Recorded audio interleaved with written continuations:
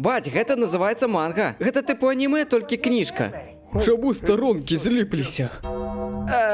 У сённяшняй серыі брутальнай шчырасці мы пазнаёмімся з Дэзмантам, 30гадовым мужчынам з хранічнай залежнасцю ад анімэ. Як мне сказалі, у Дэзмонта былі праблемы з царквой праз яго залежнасць.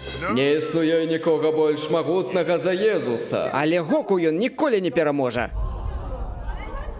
Выведите его отсюда. Бацька Дэзмонта вырашыў адправіць яго за псіхалагічнай дапамогай да неадназначнага доктара Блейна. Ён іх апошняя надзея. Доктор Блейн, як вы ўжо заўважылі, мой сын звар'яціў. Я не ведаю, што рабіць. Можа, пачнем з таго, што забярэм гэтую падушку? Я аднойчы ўжо спрабаваў.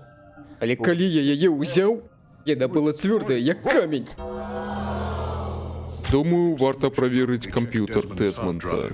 Дэзмонд, прыбяры падушку з маёй канапы, яна смярдзіць. Гэтая падушка моя дзяўчына. І яе імя Міку. А колькі годзікаў гэтай лэдзі?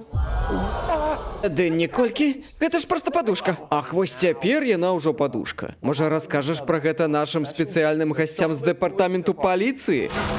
Халера. Не. Не.